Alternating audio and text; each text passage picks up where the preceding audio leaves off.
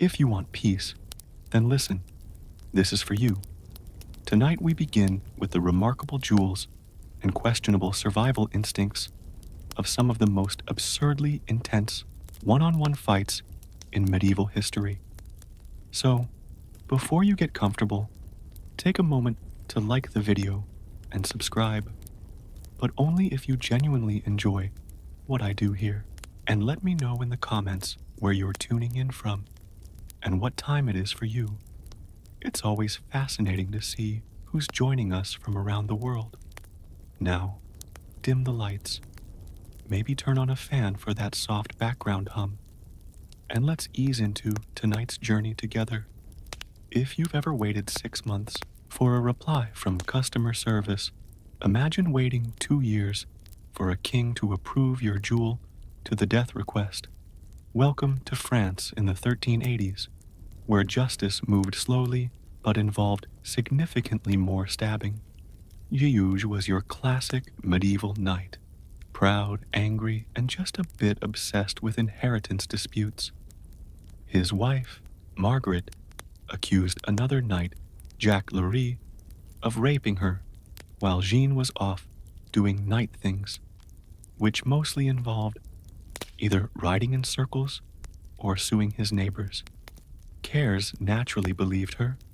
Lery naturally denied everything, since medieval courts were about as reliable as a weather forecast from a goat. The judges threw up their hands and said, "Let God decide." By copy, which they meant, let the two men put on full armor, charge each other with lances, and see who dies first. The duel took place in December 1386 in front of King Charles VI, Queen Isabel, and a crowd of thousands who showed up to watch justice be served like it was WrestleMania. Oh, and Margaret. She sat in the stands on a wooden scaffold tied to a chair. If her husband lost, she'd be burned alive for false accusation. No pressure. The fight was brutal. They started with lances, both shattered, then swords, then axes. At one point, Carriages was knocked to the ground, but managed to rally, tackle Lery, and drive a dagger through his neck while yelling something appropriately dramatic. Crowd went wild. Justice was served. Marguerite got to live, and France collectively decided, you know what? Maybe we should stop doing this. It was the last sanctioned trial by combat in France, which is a shame really, because it had excellent spectator value and far fewer commercials than modern legal dramas. As for Cujas, he became a national celebrity. As for Lery, he remained very, very dead, although centuries later, some historians would suggest he might have been innocent, which just goes to show in medieval France, truth was a distant second to theatrics, and God had a strangely high tolerance for judicial blood sport. Moral of the story, if you're ever in legal trouble, maybe don't ask the king for sword-based arbitration, unless you're really good with a dagger. Godfrey of Bouillon was the kind of man who heard the phrase, "take up the cross," and decided it meant also taking up a very large sword and developing a personal rivalry with gravity. As one of the leading commanders of the First Crusade, Godfrey was famously devout, deeply committed to reclaiming Jerusalem, and crucially built like a siege tower. He didn't just fight for Christendom, he bodied for it. But even in a war full of religious zealots and overcooked chainmail, one fight stood out, Godfrey versus the giant Tsar. The tale is part history, part testosterone-soaked legend. While marching through the Levant, Godfrey reportedly found himself face-to-face with a towering Muslim warrior, a local champion sent to intimidate the Frankish invaders. The man was said to be over 7 feet tall and armored like a walking fortress. Naturally, the two agreed to settle the matter of whose god is better with good old-fashioned ultra-violence. No armies, no strategies, just two men, one sword each, and a mutual lack of concern for their kneecaps. According to the chroniclers, whose accuracy is debatable, but whose flair for drama is not, the duel was brutal and short. Godfrey charged, took a heavy blow that would have turned a lesser knight into a pancake, and then in true crusader fashion, responded by slicing the giant clean in half vertically. Yes, vertically, like a medieval fruit ninja. Now, whether this is anatomically or physically possible depends on your opinion of physics and how bored medieval monks were when writing battle reports. Either way, the story spread like wildfire. God had apparently picked his favorite again. This duel cemented Godfrey's reputation as the holy heavyweight of the Crusades. He went on to become defender of the Holy Sealer in Jerusalem, refusing the title of king because he didn't want to wear a crown where Christ wore thorns. But he was perfectly fine cleaving opponents in half like firewood, which really tells you everything about medieval piety. Moral of the story: in the Middle Ages, religious diplomacy often involved fewer sermons and more sword-based interpretive dance. And if you're ever challenged by someone described as a giant, maybe check if your opponent has a biblical nickname before accepting. Richard the Lion Heart wasn't known for his subtlety. He was known for storming castles, composing war poetry, seriously, and killing people with a kind of cheerful efficiency that made even other crusaders slightly uncomfortable. But among his many dramatic moments during the Third Crusade, one particularly theatrical one versus one stands out: his duel with Saladin's champion. Now, a few disclaimers. First, this wasn't a barroom brawl between Richard and Saladin themselves, which is a pity because that would have broken YouTube in the year 1191. Instead, this was a high-profile bout arranged between Richard and one of Saladin's finest warriors. Name lost to history, unfortunately, but let's just call him the guy who had a very bad day. The duel was part of a medieval tradition where opposing commanders occasionally agreed to a champion fight, not to end the war, of course. Don't be silly. This was more of a flex, a medieval talent show with fewer violins and more bladed weapons. So, the Saras warrior rode out, armored and gleaming, ready to impress his sultan and god alike. Richard, of course, showed up like it was opening night at the Crusader Theater, mounted resplendent in chainmail, sword practically humming with righteous arrogance. They circled, they clashed, and in mere moments, Richard reportedly sliced clean through the man's shield and armor, nearly down to the saddle. Eyewitnesses gasped. The Saras blinked, and Richard, just to be extra dramatic, then chopped through an iron bar with the same sword to prove it wasn't a fluke. Because apparently, one kill wasn't enough. The sword needed a solo. Saladin, watching from afar, was said to be impressed in that quiet note to self, "Don't duel this man" sort of way. He even responded with his own bit of flair days later, sending Richard snow from Mount Lebanon to cool his fever. War was war, but a little passive-aggressive hospitality never hurt. Did this fight change the outcome of the crusade? Absolutely not. Did it give Richard's legend a boost? Without question. And in a time when battlefield selfies weren't an option, this was the next best thing. Sometimes, history doesn't give us a grand duel with speeches, orchestras, or dragons. Sometimes, it just gives us a Scottish king who's mildly annoyed and a knight who made one very poor decision.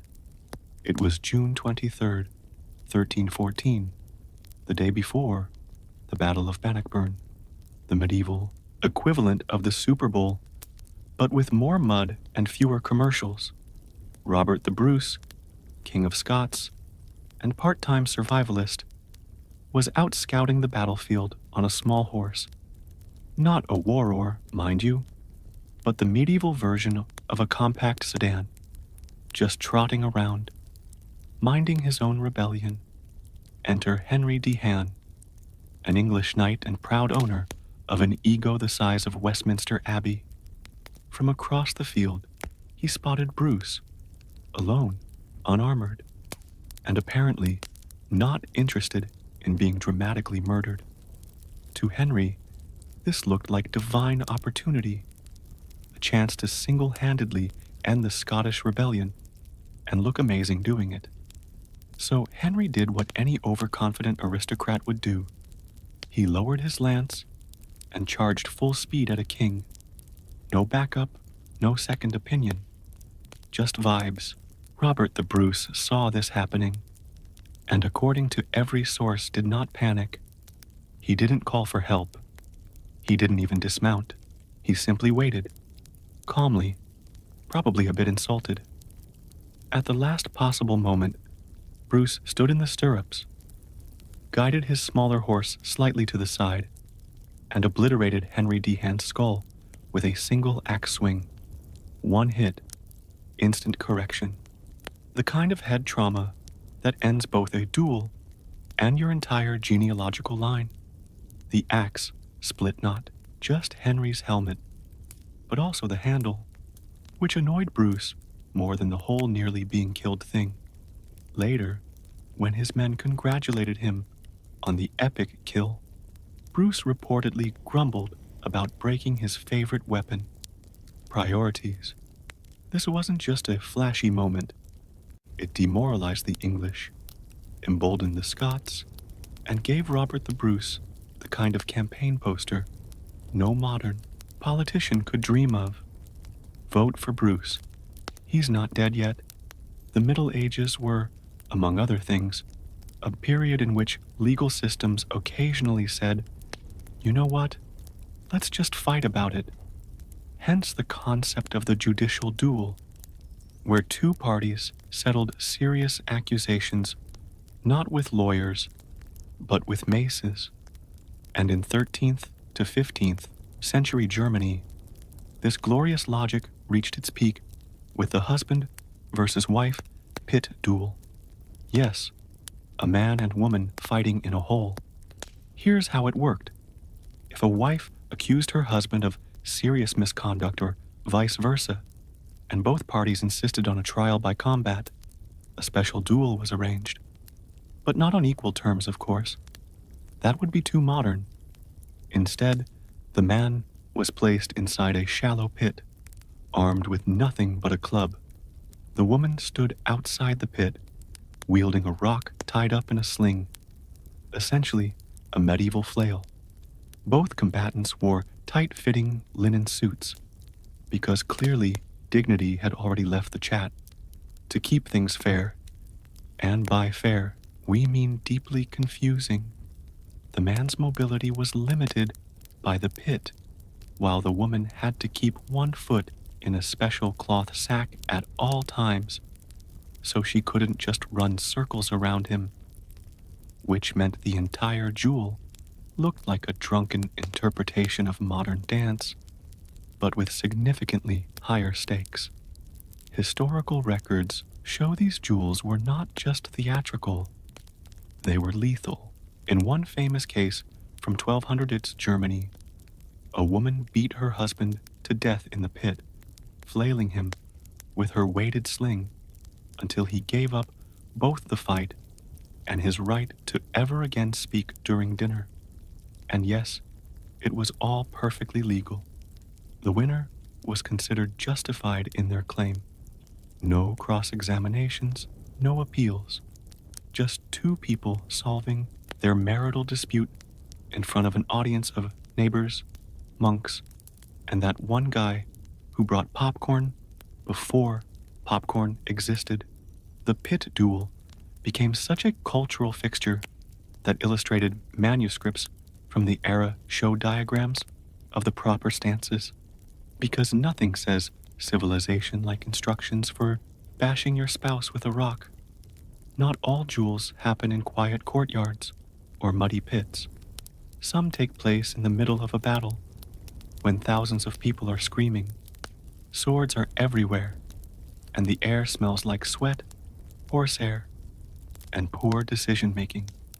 Such was the case in 1265, when Guy d'Eon Fort, son of the rebel Simon de Montfort, found himself facing off against none other than Prince Edward, the future Edward IV of England. Now, this wasn't a formal versus one duel with referees and honor codes. It was the Battle of Evesham, one of the nastiest family fallouts in English history. Guy's father, Simon de Montfort, had led a rebellion against King Henry III, who just happened to be Edward's dad. So, when the two sides clashed, it was less polite disagreement and more let's murder each other in front of God and everyone. In the middle of the chaos, Guermont spotted Prince Edward. For a brief, glorious moment, it was personal. Rebel son versus royal heir. A clash worthy of a bard's song. Guy charged. Edward met him. Swords rang out. Chroniclers claimed the two traded blows in a heated exchange. Steel against steel. Adrenaline versus royal entitlement. The problem for Guy, Edward wasn't just good at swordplay. He was also surrounded by friends, heavily armed, not particularly patient friends. Before long, Guy found himself outnumbered, overpowered, and quickly realizing that dueling a prince during a pitched battle is like challenging a mafia boss in his own restaurant. Brave, but terminally stupid, Edward survived. Obviously, he went on to become the rather terrifying Edward Longshanks, conqueror of Wales and hammer of the Scots. Guy, on the other hand, survived that day, but not his reputation. His family was crushed, his cause obliterated, and the duel that might have been legendary turned into a historical footnote. He tried, which, in fairness, is more than most rebels could say. It wasn't the kind of one versus one duel to inspire chivalry romances. It was messy, brief, and completely overshadowed by the slaughter around it. But still, for a few minutes, one man really did try to take down a future king with nothing but courage and a sharp blade. Nothing says refined medieval justice quite like throwing a man in armor into a pit with a bear. This wasn't a metaphorical bear. This was a real claws and teeth hulking Russian beast. And yes, the knight was expected to fight it. The tradition. If one were accused of a serious crime in certain parts of medieval Eastern Europe, murder, treason, or saying something rude about the local czar's beard, one potential punishment was being tossed into a duel with a bear. The bear, not being a lawyer, was not particularly interested in evidence. The knight, meanwhile, was expected to prove his innocence by winning. There were no referees, just fate, fur, and flailing limbs. One of the most infamous cases comes from late medieval Russia. Though unfortunately, or mercifully, most details have blurred into legend. A disgraced knight, stripped of land and honor, was accused of a capital offense. He invoked his right to a trial by ordeal and the state, always eager for low-budget entertainment, agreed.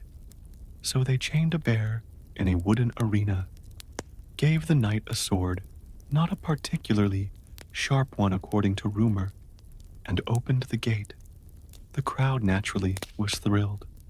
Who needed Netflix when you had potential evisceration live at noon? The knight, to his credit, did not die in the first 30 seconds, which already puts him ahead of most people who've tried to duel apex predators. He reportedly dodged, slashed, and at one point may have even stabbed the bear in the thigh. The bear, unimpressed, returned the favor by nearly decapitating him with a swipe.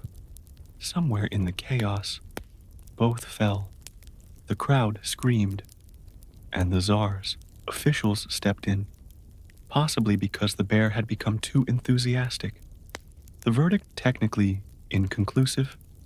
The knight lived. The bear also lived, but the knight was later exiled, suggesting that in the great duel of man versus nature, the judicial system chose fur over chainmail. This wasn't justice. This was performance art with a high casualty rate. But for a time, it was considered legitimate as long as you weren't the one holding the sword. Some knights jewel other warriors. Others challenge fearsome beasts. And then there's Ulrich von Leichenstein, who decided the most worthy opponent was himself. Let's clarify. Ulrich didn't literally punch his own reflection in a Gothic mirror. Instead, this 13th century Austrian nobleman composed a Kioalic autobiography titled Frandenstad that reads like the fever dream of someone who drank too much darmi and too little water. In it, he recounts traveling across Europe dressed as Venus, the Roman goddess of love. Yes, a full-grown man in medieval drag, riding from tournament to tournament, proclaiming his undying love for a mysterious noble woman who, as far as historians can tell, never actually asked for this. Ulrich, in all seriousness, wore a golden dress, a long, blonde wig, and led an entourage of minstrels, while declaring himself the literal embodiment of divine femininity. Naturally, when people laughed, he challenged them to duels, and allegedly won every single one. In his own words, because nobody else was volunteering to write this. Ulrich defeated over 300 knights in single combat while dressed as Venus. It was, apparently, his way of proving love's power. Most modern people just send flowers. The line between fact and flamboyant fan fiction gets increasingly blurry as his memoir continues. At one point, Ulrich claims he cut off his own finger, put it in a gold box, and mailed it to his lady as a love token. She responded presumably with a restraining order written in calligraphy. To be clear, Foundenst is not considered a reliable historical source. It is, however, one of the earliest autobiographies in German literature, which means medieval Europe's answer to a memoir was one man inventing an entire saga of self-imposed quests, self-inflicted pain, and self-declared victories, all to impress a woman who was either imaginary or deeply annoyed. Was this a duel in the strictest sense? Maybe not. But in terms of a psychological one-vone match between chivalric ideals and common sense, Ulrich absolutely went 12 rounds with his own ego and came out swinging. The Middle Ages gave us many bold warriors, but few had the audacity or perhaps the sheer unhinged confidence of Zawisza the Bear. No, that's not a typo. Not Zawisza the Black, the famous nobleman and symbol of Polish chivalry. This was another Zisha, possibly a local noble, mercenary, or just a guy who took things way too literally. The legend goes that sometime in the 14th century, during a tournament or a personal duel, accounts differ, but let's face it, historical accuracy went out the window the moment someone unshathed their birthday suit. A Polish knight showed up to a fight entirely nude. Why? Allegedly to prove that armor, titles, and flashy heraldry meant nothing. Just guts, skill, and a complete disregard for temperature or decency laws. The crowd was confused. His opponent was understandably hesitant. The referee, if there was one, probably pretended to lose his voice. And yet, according to those same questionable but delightful sources, the naked knight won.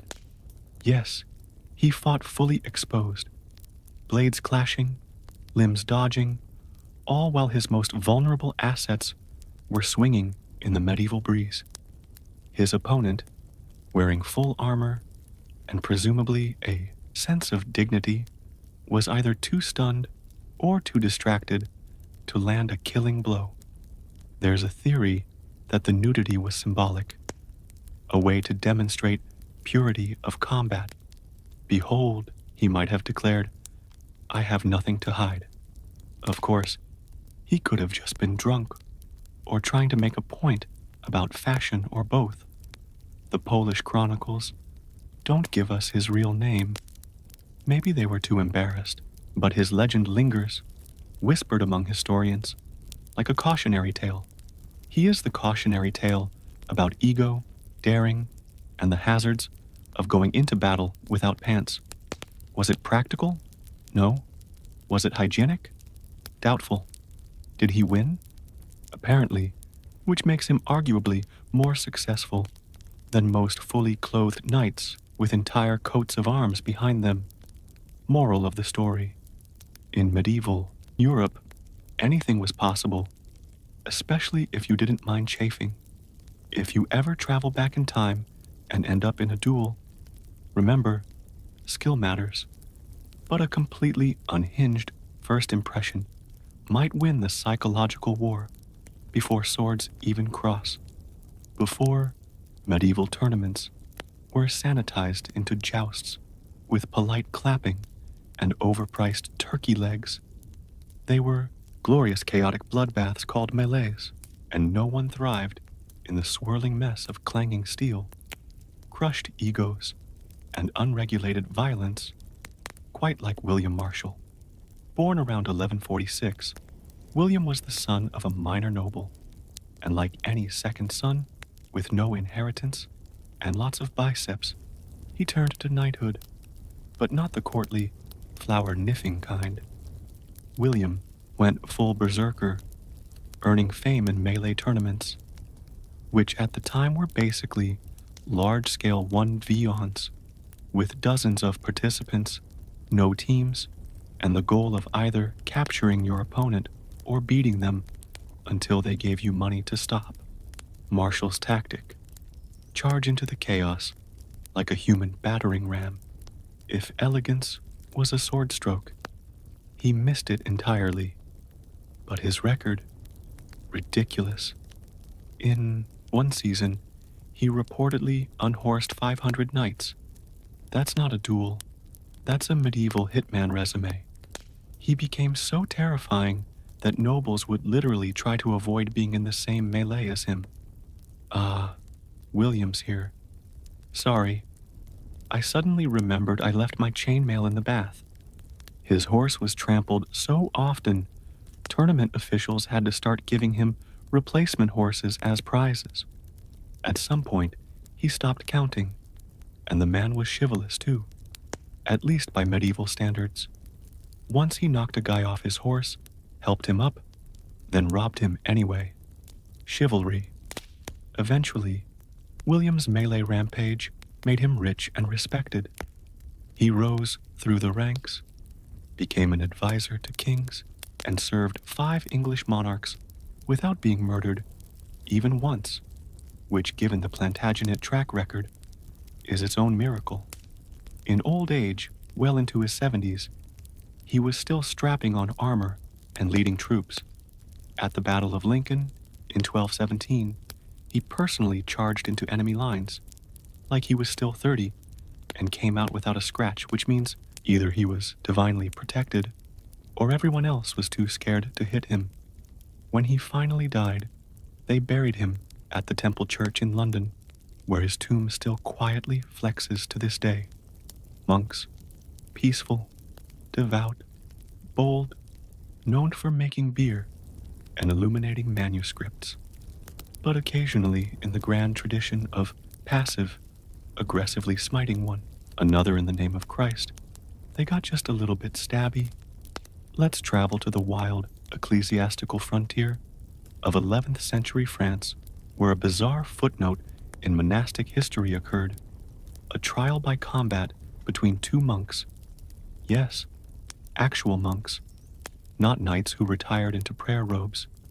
Actual monks who normally wouldn't hurt a fly unless it buzzed during Vespers. The source, as foggy as a medieval morning, mentions a legal dispute between two Benedictine brothers, possibly over land, heresy, or who got to sing lead during matins. In the absence of an agreeable bishop, the matter was escalated to a sword fight, because nothing says turn the other cheek like pulling out a broadsword and swinging for the toner. Eyewitnesses claimed the duel was conducted according to the sacred rites of both canon law and general lunacy. One monk, let's call him Brother Odo, was reportedly small, wiry, and quick on his feet. The other, Brother Hugo, was more rotunded and chose the intimidating tactic of glowering with righteous indignation. Both were roped. Neither, it seems, had combat training beyond possibly fighting over soup ladles in the cloister kitchen. They met in a courtyard with a few unfortunate pigeons watching from the rafters. Blows were exchanged, sandals were lost, habits were torn. One monk landed a hit with what was either a blessed staff or just a glorified walking stick. The other responded by tackling him into a trough. Eventually, one monk emerged victorious, barely breathing and covered in both bruises and theological shame. Justice, apparently, had been served. This event was so profoundly ridiculous that the church immediately cracked down on it. Trial by combat was already controversial, but monk-on-monk dueling was a bridge too far. Canon law was tightened. Future monk fights were relegated to stern glances and side eyes over dinner. You know, a civilization has really committed to the chaos of medieval justice when two grown men in armor decide to settle a cheese-related dispute with a jewel. Welcome to 12th century Denmark, where the dairy flowed like wine and tempers were only slightly cooler than curdling milk. The details come to us from a local chronicle, now mostly lost to time and probably mice. But the tale is simple. Two Danish nobles, let's call them Lord Knud and Sir Sven, could not agree on who owned a particularly fertile pasture or the cheese produced therein. Yes, cheese. Not land, not honor. Cheese. In theory, they could have mediated the dispute over a flag of me like reasonable men. But this was medieval Denmark, where arbitration often involved swords, yelling, and a very poor understanding of consequences. Witnesses say the duel was arranged in a clearing just outside Roskilde.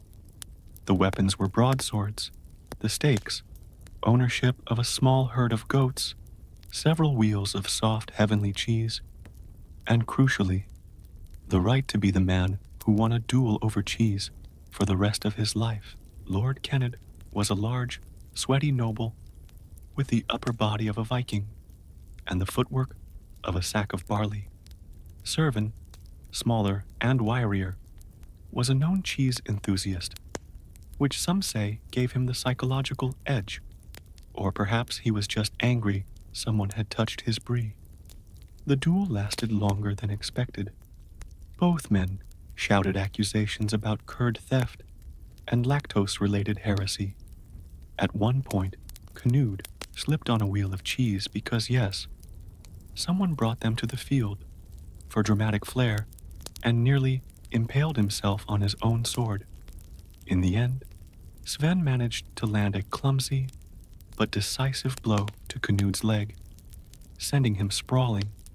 He demanded satisfaction and the cheese, which he received along with mild fame in local ballads that rhyme bravery with dairy.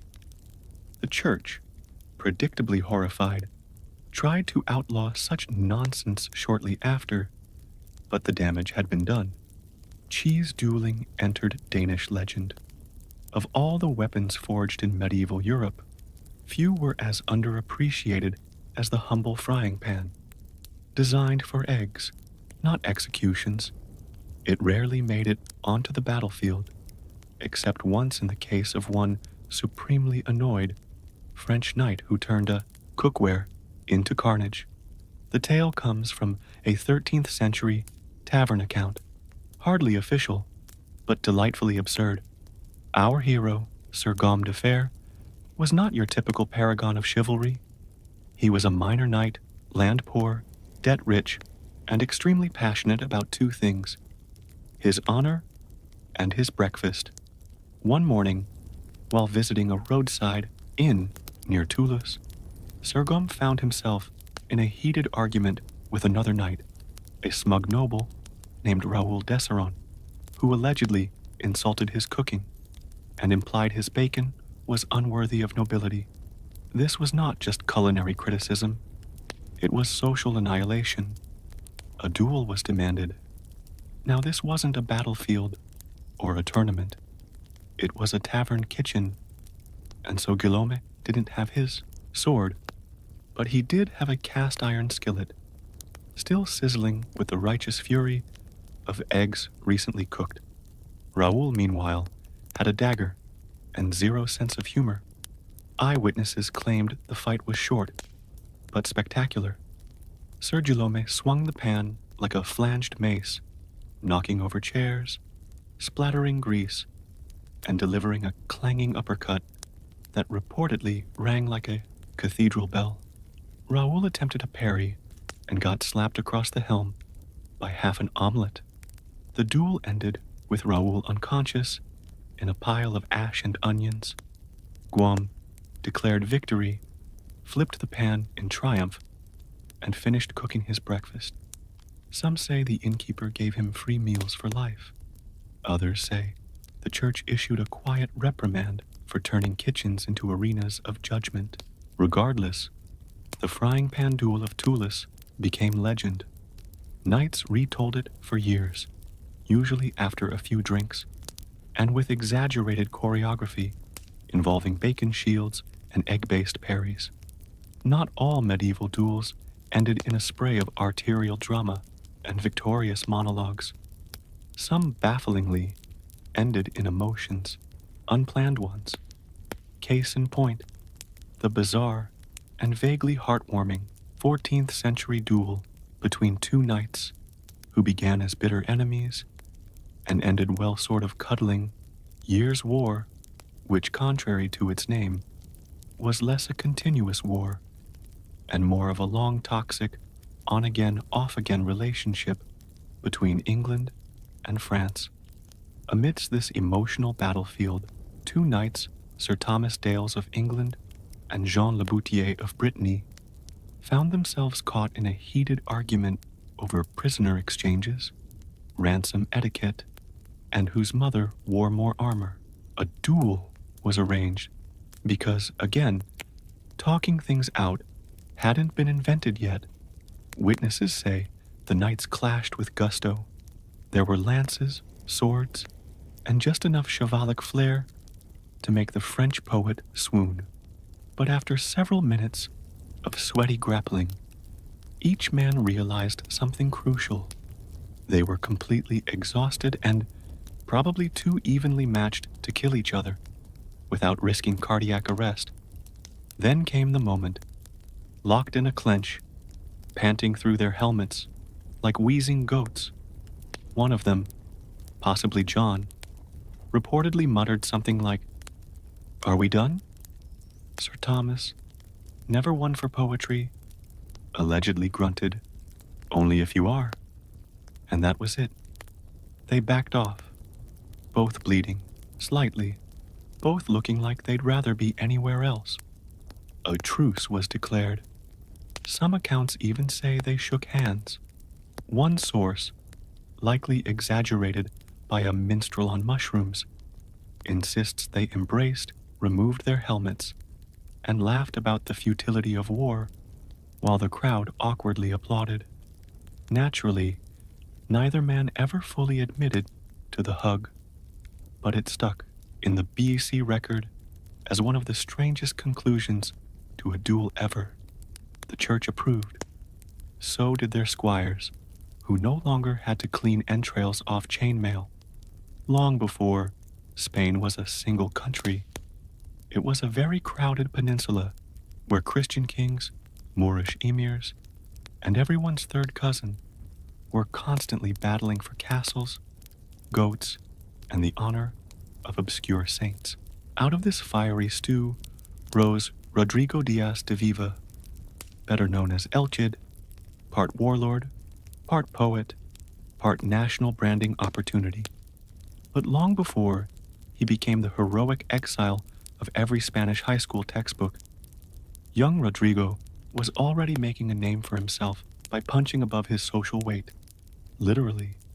The tale goes that in the 11th century, he got into a nasty feud with Count Garcia Ordonez, a man who by all accounts had a face that practically invited dueling. The conflict was supposedly over politics, honor, and possibly a disputed sheep tax.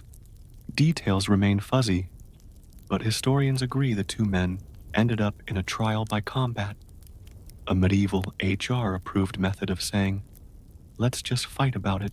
The duel took place in front of King Ferdinand of Leon and Castile, which added a certain don't embarrass yourself in front of the boss pressure. Garcia came armored like a walking ironclad, confident in his noble lineage and perhaps too many mess. Rodrigo, by contrast, was younger, leaner, and filled with the burning energy of a man who'd spent his 20s being called Rodrigo, from that place you've never heard of. The fight didn't last long. According to legend, Rodrigo struck Garcia so hard that the Count fell off his horse and tasted Castilian dirt. It wasn't just a physical defeat. It was a social demotion, a televised flop before television was invented. Rodrigo, victorious, was now standard bearer of Castile, which is the medieval equivalent of being promoted directly from mailroom to CEO via public brawl. As for Garcia, he likely sulked off to a monastery to reconsider his life choices, or possibly become a professional guy who gets beaten by El Cid in local ballads. In Elizabeth and England, fashion was far more than a matter of beauty or taste. It was the visual language of power, politics, and class. Every ruffle, pearl, and thread spoke volumes about where one stood in society, and stepping outside your prescribed rank could be dangerous. At a glance, a gown could tell you everything you needed to know, not just the wealth of its wearer, but their political allegiance, their ambitions, and even their loyalty to the crown. The Elizabethan world was tightly regulated by sumptu laws, acts of parliament that dictated what fabrics and colors different classes could wear. These laws were not just about vanity, but control. They preserved the rigid hierarchy of Tudor England, ensuring that no ambitious merchant or minor noble could dress like an earl without drawing suspicion or punishment. Purple silks, for example, were off limits to almost everyone. That shade was so expensive and so deeply tied to imperial dignity that only the queen herself had the right to flaunt it. Cloth of gold and silver, threaded velvets were likewise restricted to the upper nobility. If you were a tradesman with new money and tried to pass yourself off as a gentleman by wearing satin doublets or an embroidered cloak, you risked fines, the confiscation of your clothing, and the mockery of your neighbors. These punishments weren't merely symbolic. They kept the entire social order intact by reminding everyone that fashion was not a personal choice, but a political statement enforced by law. For the court, dress was even more performative. Queen Elizabeth I understood the power of spectacle better than anyone. She turned her body into a walking tapestry of propaganda. Portraits show her covered in pearls, the gemstone associated with chastity and purity, making her the Virgin Queen in visual form. The sheer scale of her ruffs, some wide enough to frame her face like a halo, was a deliberate statement. The Queen was untouchable, radiant, set apart from ordinary mortals. Her courtiers followed suit, competing in a lavish arms race of silks, jewels, and embroidery to curry favor and display loyalty. Thus, Elizabeth and fashion was not mere decoration. It was a battlefield stitched in silk. To wear the wrong fabric was to risk your reputation, your fortune, and even the wrath of the Queen. Clothing became politics woven into every seam, a constant reminder that in Tudor England you were what you wore. If one fashion item captures the excess and spectacle of Elizabethan dress, it is the ruff. What began as a modest pleated collar in the early 1500s quickly spiraled into a fashion phenomenon, growing wider, stiffer, and more elaborate with each passing decade. By the height of Elizabeth's reign, ruffs could reach a span so large that the wearer's head seemed to hover on a floating platter. They were impractical, ridiculous even, but that was the point. Only those with immense wealth and leisure could afford to wear something so ostentatious, something that made eating, turning your head, or even breathing freely nearly impossible. The ruff was not just a collar, it was a statement, constructed from fine linen or lace, and stiffened with starch imported from the Low Countries. It required hours of careful ironing, pinning, and arranging. Servants dedicated entire mornings to shaping the folds into crisp perfection. The largest ruffs, sometimes called cartwheel ruffs, could be supported with wire frames known as support asses, essentially little cages strapped around the neck. A misstep at a banquet could leave your elaborate lace collar sagging, an embarrassment that no courtier could afford. Like fabrics, ruffs were regulated by class. The finest lace versions were reserved for the elite, while lower ranks had to make do with smaller, simpler versions. Queen Elizabeth herself weaponized the ruff in her portraits, often appearing with collars so immense that her face seemed framed like the rising sun. This visual dominance was deliberate. Her courtiers, in turn, engaged in a competitive display of ruff size and decoration, each attempting to outdo the other without overstepping the Queen's precedence. Ruffs also carried a hidden symbolism. Their perfect circles radiating from the wearer's neck evoked halos, making nobles appear saintly or divine. Elizabeth, who mastered the art of turning fashion into political theater, understood this better than anyone. The Virgin Queen was not merely dressed, she was sanctified, her authority reinforced by lace, starch, and spectacle. To wear a ruff was to advertise your refinement, your resources, and your place within the great hierarchy of Tudor England. To maintain it required patience, servants, and money, luxuries that separated the nobility from the masses.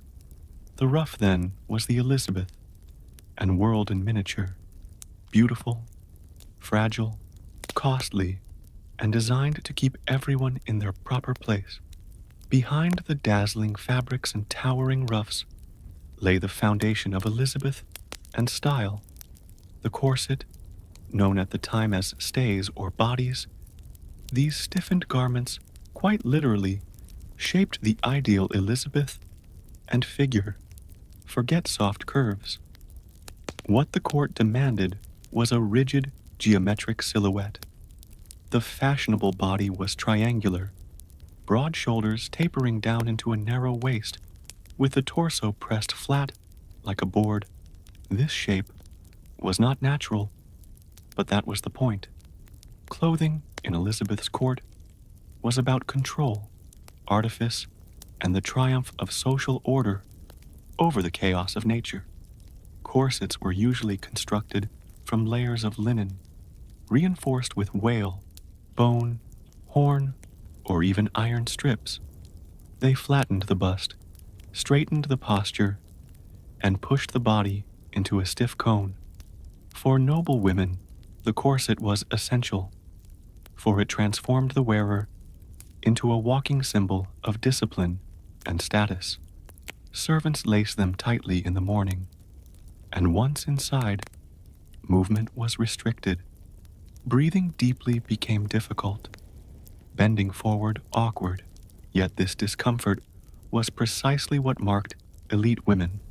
Apart from the lower classes, laborers could not afford such impracticality. Their bodies had to remain free for work. At court, however, the inability to bend or breathe freely was itself a mark of privilege. But corsets were only part of the engineering. Beneath their gowns, women wore farthingales, cone-shaped hoops, often made of whalebone that extended skirts outward in massive circles.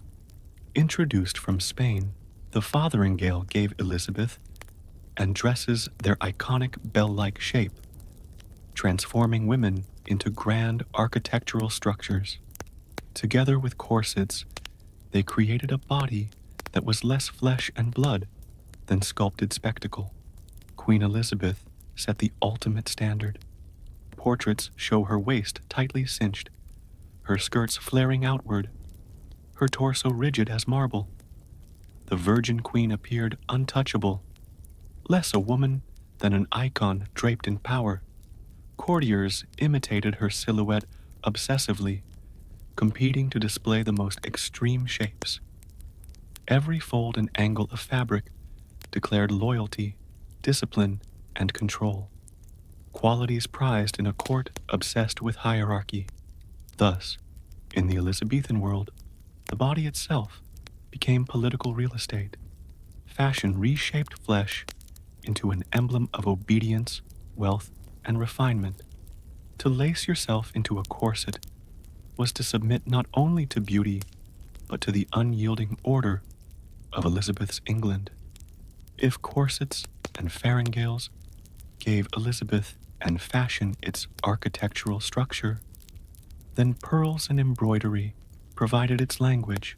To step into court was to enter a hall of shimmering surfaces. Gowns glittered with gold thread, doublets sparkled with jewels, and nearly every noble seemed stitched into a tapestry of wealth. But these weren't mere decorations. They were symbols carefully chosen to broadcast meaning, rank, and allegiance. Pearls held a special place in Elizabeth and culture. They were the jewels of the sea, expensive to import and time-consuming to harvest. To wear pearls was to flaunt one's ability to buy rarity itself. Queen Elizabeth made pearls her personal emblem. She wore them by the hundreds, strung in ropes around her neck, sewn into her gowns, dangling from her hair, and even embroidered into her shoes. Their milky sheen symbolized purity, reinforcing her cultivated image as the Virgin Queen. Portraits show her almost drowning in pearls, as if purity itself had taken physical form and clothed her body. For her courtiers, wearing pearls was not just fashion, but political theater. To echo the Queen's jewel of choice was to echo her virtue. Embroidery served a similar function, but with even more versatility. A gown might feature stitched roses to honor the Tudor dynasty, pomegranates for fertility, or suns and moons to symbolize constancy. Skilled artisans spent months turning garments into coded texts of loyalty and ambition. Wealthy families hired entire teams of embroiderers to adorn sleeves and bodices with metallic thread, creating wearable propaganda. To walk into court with a gown glittering in gold was not merely to appear fashionable, it was to declare power stitched into every seam. The cost was staggering. A heavily embroidered gown could equal the price of a London townhouse. Pearls alone were worth fortunes, and their weight on a dress made even standing upright a challenge. But Elizabeth and Courtier endured the discomfort gladly. Every glittering stitch was a declaration. I belong here, among the powerful. In this way, Elizabeth and fashion was never silent. It spoke through gems, thread, and shimmer. It told stories of chastity, loyalty, and ambition. To dress richly was to write yourself into the Queen's theater of power, a stage where clothing was not vanity, but a weapon. When we picture Elizabeth in fashion, it is easy to imagine only the towering gowns and pearl-encrusted collars of the Queen's ladies. Yet, men at court were no less flamboyant in their pursuit of style. In fact, Elizabeth and men turned dressing into an art of dominance, using doublets, hose, and slashed sleeves to broadcast power, virility, and allegiance to the crown. The male silhouette of the time was padded and exaggerated. The centerpiece was the doublet, a snug tailored jacket that extended down to the waist, stiffened with padding to project a broad chest and narrow torso. Underneath, men wore shirts with embroidered collars that peaked above the doublet's neckline, often finished with a small ruff. Some courtiers even stuffed their doublets with bombast, a kind of wading, to give the illusion of muscular strength. Looking strong was just as important as being strong, and in the politics of the Elizabeth and court, image was everything. Breeches or hose completed the look. Early in the Austrian reign, they were tight-fitting, but as the decades passed, they ballooned outward into trunk hose, short padded shorts that puffed extravagantly around the hips. To modernize, they look almost comical, but at the time they symbolized masculine confidence and aristocratic leisure. These were clothes that made riding, dueling, or dancing look heroic, and they required constant tailoring to maintain their puffed perfection. Then there were the sleeves. Elizabeth and men adored slashed and paned sleeves, where outer fabric was cut to reveal the fine silk or satin beneath. This layering was a deliberate show of wealth. Why own one luxurious fabric when you could show off two at once? Bright colors, scarlet, saffron, and deep blue further heightened the spectacle, while jewels and gold embroidery elevated noblemen above the rest. Accessories were equally important. Men wore jeweled hats with tall feathers, carried ornate swords with gilded hilts, and adorned themselves with rings and chains heavy enough to dent a table. These were not frivolities, but markers of allegiance. To glitter at court was to show you had the Queen's favor, or at least the resources to pretend. Elizabeth and men, like their female counterparts, were trapped in a theater of appearances. Every puffed sleeve and padded chest was a performance. Each detail a declaration of loyalty, wealth, and masculinity. The men of Elizabeth's court dressed not just to impress, but to survive in a world where power was stitched, padded, and slashed into silk. If the gown or doublet was the body of Elizabethan fashion, then shoes, accessories, and cosmetics were the finishing touches that transformed courtiers into living works of art. In a world where appearances were political statements, no detail was too small to overlook. The flick of a feather in a cap or the tint of a cheek could signal loyalty, wealth, or scandal. Shoes in Elizabeth and England were often surprisingly simple in shape, but no less extravagant in material. Men favored square-toed slippers, made from velvet or leather, sometimes decorated with rosettes or embroidery. Women's shoes were similarly low-heeled, designed more for show than for practicality. Since skirts often brushed the ground, ladies' footwear rarely had the chance to dazzle, but fine materials and hidden embroidery marked status even where few could see it. For both sexes, shoes symbolized refinement. Practical boots were for the working classes.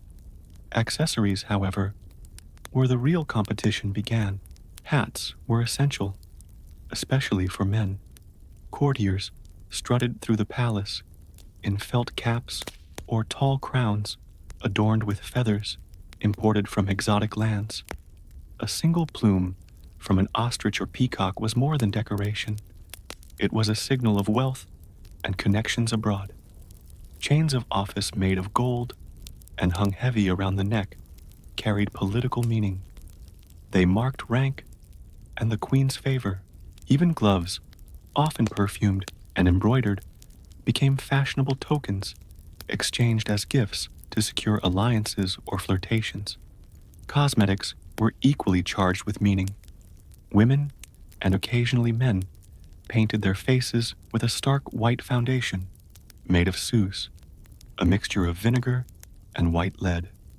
It created the desired pale complexion that spoke of aristocratic leisure, far removed from the sunburnt skin of peasants. Rouge tinted the cheeks, while vermilion brightened the lips.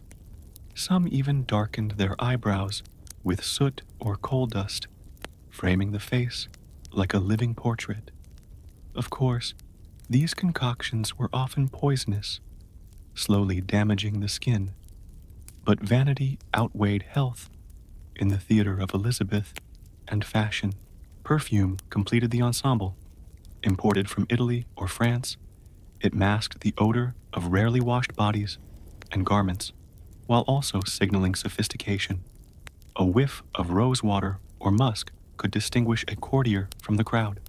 Taken together, shoes, feathers, gloves, paint, and perfume were not trivial additions, but vital props in the ongoing performance of power. In Elizabeth's court, every inch of the body was curated, polished, and staged. Fashion was total theater, and the smallest accessory could tip the balance between favor and disgrace.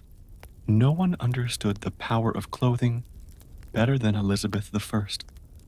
While her courtiers scrambled to keep up with the shifting trends of ruffs, pearls, and embroidery, the queen set the tone for the entire kingdom. She was not simply fashionable, she was fashion itself, the living standard by which all others were judged. Every detail of her wardrobe was carefully orchestrated, transforming her body into a political canvas and her image into propaganda. Elizabeth's portraits revealed this strategy in vivid detail. She rarely appeared in anything less than overwhelming splendor. Her gowns were mountains of brocade and velvet, stiffened with gold thread and glittering with pearls. Her collars framed her head like halos, while her skirts flared outward in massive farthingales that turned her into a moving edifice. These weren't clothes meant for comfort. They were costumes of majesty, designed to dwarf, intimidate, and inspire. Pearls became her personal signature. By drowning herself in them, Elizabeth cultivated the persona of the Virgin Queen. Purity and chastity shimmered from every gown, yet the sheer volume of pearls also shouted wealth and dominance. No one else could afford such excess, and even if they could, none dared to rival her display. Her use of color was equally symbolic. White and gold suggested purity and divinity, while black projected authority, restraint, and power. In portraits such as the Armada portrait, she appears draped in white and silver, one hand resting on a globe, her wardrobe merging personal virtue with imperial ambition. But Elizabeth's clothing was more than just theater. It was control. She famously bestowed cast-off gowns to favored ladies in waiting, a calculated move that turned clothing into a currency of favor. At the same time, she punished those who dared to imitate her too closely. Courtiers walked a fine line, dressed richly enough to honor her court, but never so splendidly as to compete with the queen herself. Through fashion, Elizabeth projected not just beauty, but near divinity. She transformed her frail mortal body into an immortal icon, commanding loyalty and awe through silk, jewels, and paint. When she entered a chamber, it was less a woman who arrived than a myth in motion. In the Elizabeth and court, the Virgin Queen did not simply rule. She dazzled, and in dazzling, she conquered. While Elizabeth and her courtiers shimmered in gold, threaded velvets, and gowns heavy with pearls, the vast majority of England's people lived in a world of wool, leather, and linen. Fashion was not a universal playground, but a wall that separated the privileged few from everyone else. Clothing became a daily reminder of hierarchy, stitched visibly into every class from peasant to noble. At the lowest levels of society, dress was purely practical. Peasants wore coarse wool in muted shades of brown, gray, or green, colors that could survive dirt and hard labor. Women tied their hair beneath linen kifs, while men donned simple jerkins and hose. Shoes, if worn at all, were plain leather, built for walking fields, rather than parading at court. Comfort and survival dictated their wardrobes. Luxury was an alien concept. For the rising merchant class, however, clothing became a battleground. These wealthy tradesmen and artisans had money but lacked noble blood. They longed to imitate the fashions of the elite, purchasing imported silks and elaborate doublets. Yet the sumptu laws stood in their way, barring them from wearing certain fabrics and colors. To dress above one's station risked heavy fines. Enforcement varied, especially in London, where merchants flaunted their wealth. But the laws existed to hammer home the truth. Money alone did not equal status. Even among the gentry, competition was fierce. A country squire might spend recklessly to dress his wife in embroidered gowns, so she would not look shabby when visiting the royal court. Wardrobes became investments, symbols of ambition stitched into sleeves and collars. But these displays carried danger. Too much splendor could draw accusations of presumption, while too little could mark one as unworthy of royal favor. Thus, clothing functioned like a visual census.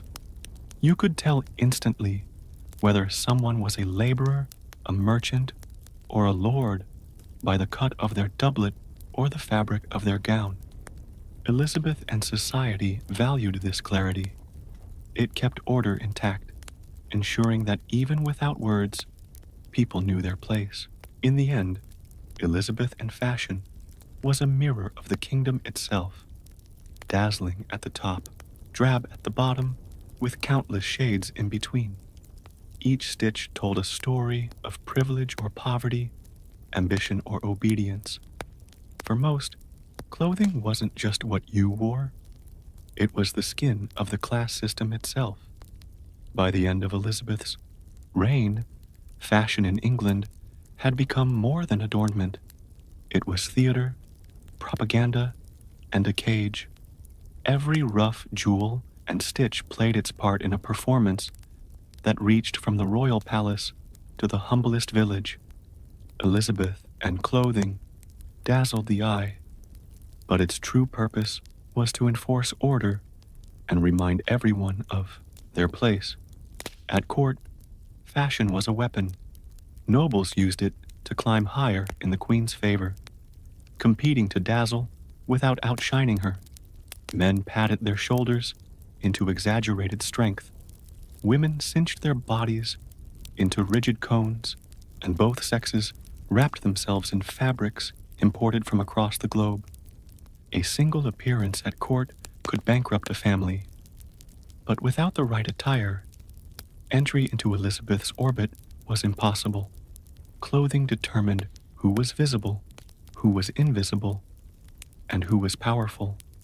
For Elizabeth, dress became her crown.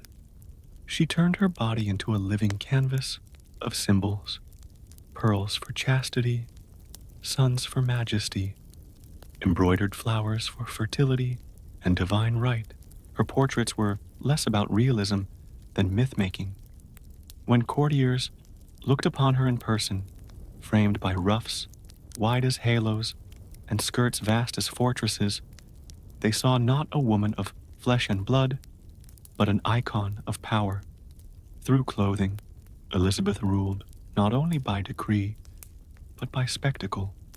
Outside the palace walls, clothing remained a marker of hierarchy.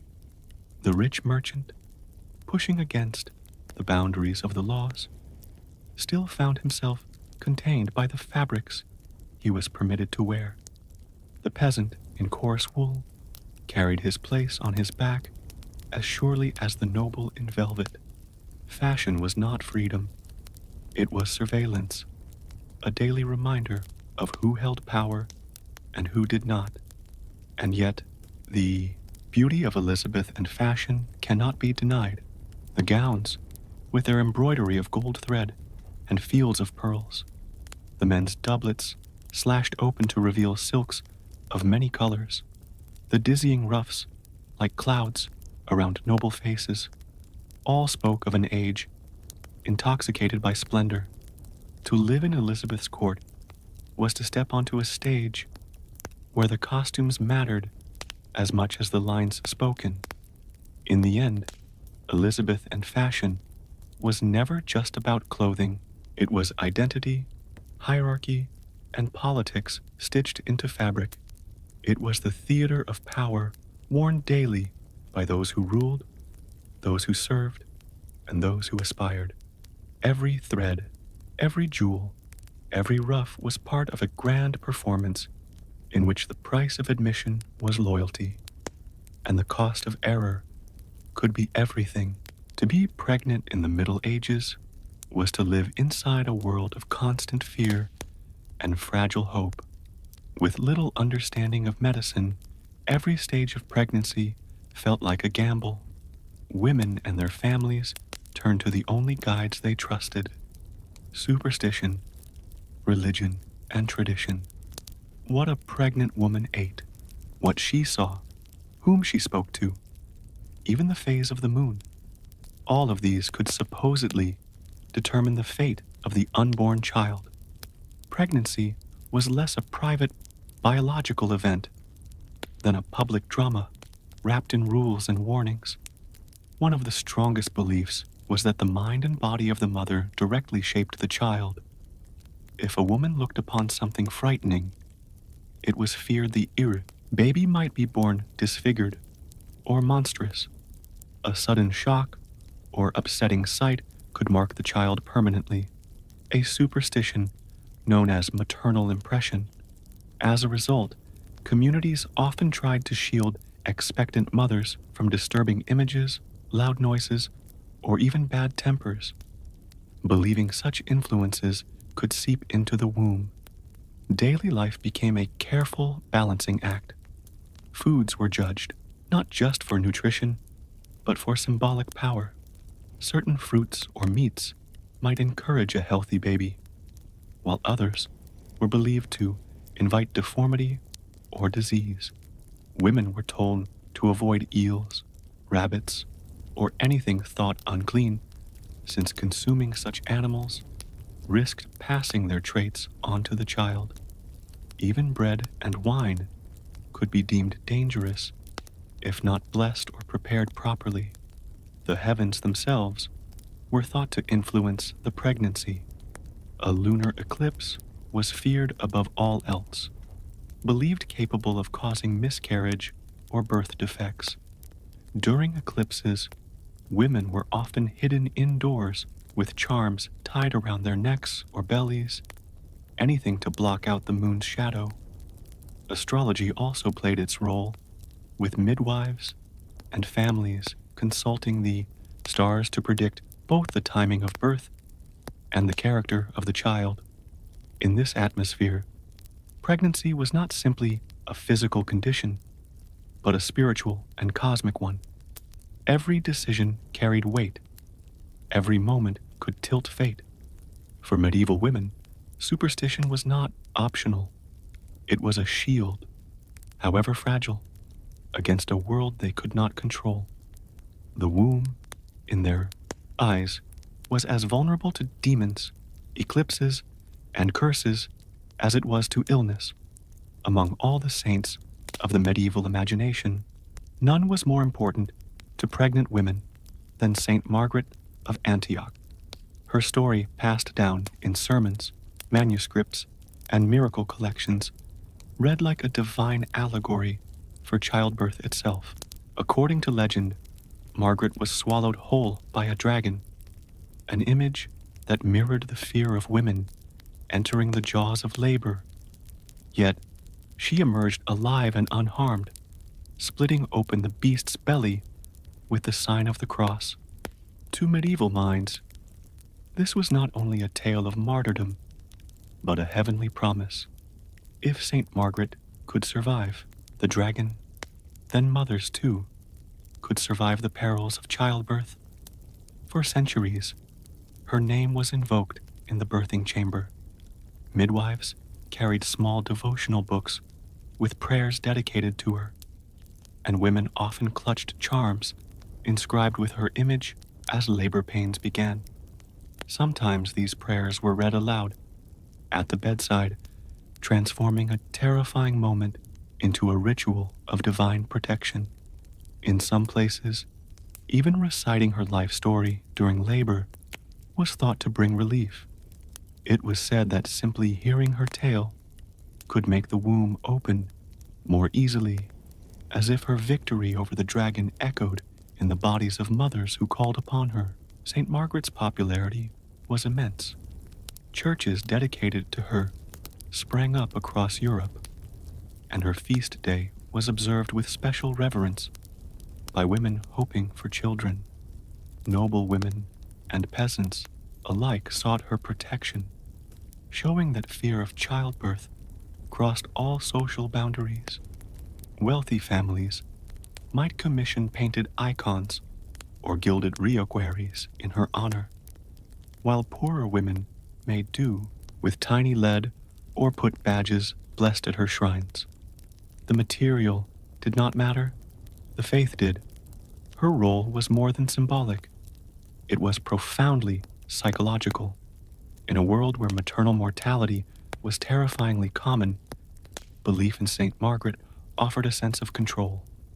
The pain, the risk of death, and the uncertainty of the outcome were framed not only as medical dangers, but as spiritual battles in which the mother did not fight alone. She fought with a saint by her side. In the medieval birthing chamber, amid candles, whispered prayers, and anxious relatives, St. Margaret's name became a lifeline. She was the dragon slayer who tamed fear itself, a reminder that even in the blood and sweat of childbirth, divine help might be only a prayer away. If prayer to the saints provided spiritual comfort, amulets offered tangible protection. In the Middle Ages, pregnant women often wore or carried objects believed to shield them from evil forces, difficult labors, or monstrous births. These amulets ranged from precious stones set in silver to humble scraps of parchment tucked into a pouch. Each carried its own reputation, and together they created a shield of charms against unseen dangers. One of the most popular materials was jet, a glossy black stone thought to repel demons and protect against miscarriage. Amber, too, was prized for its supposed power to ward off illness and evil spirits. Wealthier women might wear beads of these stones strung around the neck or sewn into their clothing, while poorer women used polished pebbles, bones, or bits of iron in hopes of achieving the same effect. Iron, especially, was believed to terrify supernatural beings. A simple iron key tied to the belt or placed beneath the bed could serve as a protective weapon against witches and fairies said to steal or curse unborn children. Written charms were equally common. Short prayers, biblical verses, or magical words were copied onto slips of parchment, folded and worn in a small pouch around the neck or belly. Some contained the names of saints like Margaret or Mary, while others invoked Christ's wounds or obscure Latin phrases that blurred the line between religion and folk magic. To wear such a charm was to carry a piece of sacred power directly against the skin. Animal parts, too, found their place in this system of belief. The tooth of a wolf was thought to prevent premature labor, while a hare's foot, later famous as a good luck charm, was sometimes used to protect against miscarriage. Even feathers, shells, and dried herbs could be bound into amulets, each with its own meaning in the tapestry of superstition. For medieval women, these objects were more than trinkets. They were lifelines. In a world where medical knowledge was limited and childbirth was dangerous, amulets provided a sense of control, something physical, to cling to when prayers alone seemed too distant. Whether blessed by a priest or whispered over by a village wise woman, amulets bridge the gap between faith and fear. To step into pregnancy without them would have felt reckless. With them, a woman could at least believe she was guarded, her body armored, not in steel, but in symbols. In the Middle Ages, what a pregnant woman ate was believed to shape not just her health, but the very body and soul of her child. Medieval medical texts, sermons, and folk sayings all carried stern warnings about forbidden foods that could twist fate within the womb. While hunger and cravings were seen as natural, indulging them too freely was thought to invite disaster. One common fear was that eating certain animals might imprint their qualities onto the unborn. Rabbits, for example, were to be avoided. Their reputation for timidity sparked the belief that a child born from a rabbit-fed mother might be weak or cowardly. Similarly, eels, slippery and serpentine, were shunned for fear they could cause deformities or illness in the child. Pork and other heavy meats were considered dangerous as well, blamed for difficult births or for producing sluggish, unhealthy infants. Fresh fruit, too, was sometimes suspect. Medieval people worried that eating unripe or sour fruit could sour the womb itself, leading to miscarriage or sickly babies. Grapes and apples might be allowed in moderation, but only if they were ripe, and often only if blessed. In contrast, certain foods were recommended for building strength. almonds, honey, and carefully prepared grains were thought to nourish both mother and child with purity and balance. Cravings, however, carried their own risks. Medieval law held that if a pregnant woman's craving went unsatisfied, the frustration could mark the baby physically. Birthmarks, strange blemishes, or even deformities were explained as the result of denied desires. If a woman longed for strawberries and was refused, people feared the child might be born with a red stain upon the skin. Fulfilling a craving wasn't just kindness, it was preventative medicine. Husbands and families were often pressured to indulge these whims, believing that failure could scar the child for life. Fasting days imposed by the church complicated matters further. Pregnant women were sometimes exempted, but piety often dictated restraint. Breaking the fast could weigh heavily on a woman's conscience, as she worried whether her disobedience might bring harm to her child. Thus, diet became a negotiation between faith, superstition, and survival. For expectant mothers, every bite carried meaning. Food was never simply nourishment. It was moral, spiritual, and magical.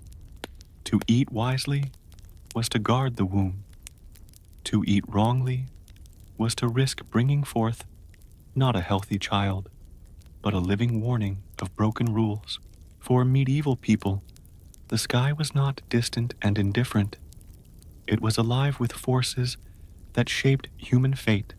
Stars guided crops, comets heralded disaster, and for expectant mothers, the heavens could be both guardian and threat. Pregnancy was thought to be especially vulnerable to celestial influence, and none was more feared than the lunar eclipse. An eclipse when the moon darkened or turned blood red was believed to interfere with the fragile balance of life inside the womb. Pregnant women were warned that if they exposed themselves to its light, their children might be born disfigured, stillborn, or cursed with monstrous traits. To shield against this, families often hurried expectant mothers indoors, shuttering windows and covering mirrors so the malign glow could not touch them. Amulets, keys of iron, knives, or consecrated herbs might be tied to the woman's waist or bed as further protection. Some even urged women to carry sharp objects during eclipses, believing the blad's power could cut through the danger of celestial interference. The moon, in its ordinary phases, also played a role. Astrological handbooks claimed that conception and birth were safest under certain signs of the zodiac, while others predicted misfortune. A child born under Saturn's influence might be melancholic and ill-starred, while one aligned with Jupiter could be strong and fortunate. Astrologers were sometimes consulted to calculate the best times for conception or to predict the child's destiny, blending superstition with what passed for medieval science. Solar eclipses, too, carried their own dread. Though rarer, they were seen as ominous signs that threatened not just pregnancies, but kingdoms. Chroniclers sometimes connected them with waves of stillbirths or maternal deaths, feeding the belief that the sun itself could curse the womb. Even ordinary stargazing came with warnings. Looking too long at the night sky, some claimed, could draw in spirits or planetary influences that unsettled the child in the womb. Expectant mothers were advised to keep their eyes lowered and their nights quiet, protecting both themselves and their unborn children from unseen cosmic powers. In a world where childbirth already carried immense risk, the heavens added another layer of fear. The stars and moon could not be controlled, But with prayers, amulets, and vigilance, families hoped to shield mothers from the sky's mysterious wrath. If celestial forces threatened pregnancies from above, witches and malevolent neighbors were believed to endanger them from much closer to home. The Middle Ages were steeped in fear of magic, and few areas of life seemed as vulnerable to curses as the delicate state of pregnancy. A whispered word, a hostile glance, or an envious thought could, people believed, doom both mother and child. The most dreaded of these dangers was the evil eye. This superstition held that envy itself carried destructive power. If a pregnant woman drew the gaze of someone jealous, whether a barren neighbor, a resentful relative, or a passing stranger, the child in her womb might wither, deform, or die. To guard against this invisible threat, women wore protective charms, rings etched with holy names, pouches filled with salt or herbs, or even pieces of iron pinned to their clothing. Some carried blessed candles or sprinkled holy water before entering public spaces, hoping to deflect ill intentions. Witches, too, were feared as active agents of harm. Folklore warned that they could steal unborn children by supernatural means, drawing life from the womb for their own dark purposes.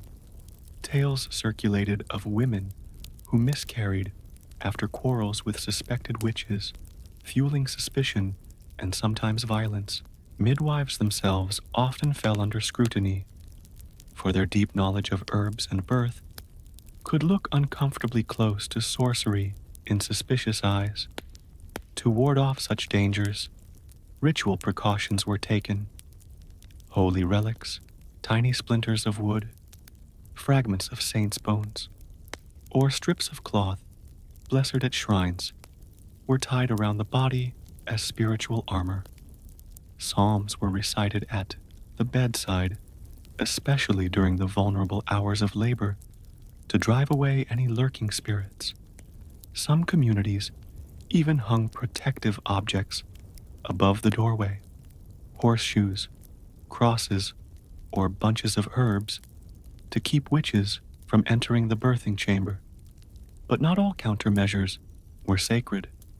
Folk healers offered magical counterspells, advising women to carry wolf teeth, tie knots in red, thread, or spit 3 times to repel the curse.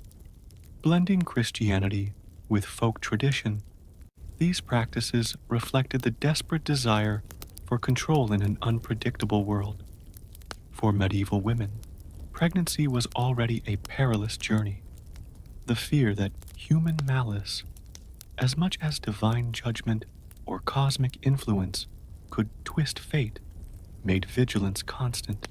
Whether through relics, charms, or whispered prayers, the womb was defended as a sacred frontier, forever at risk from both the jealous and the damned.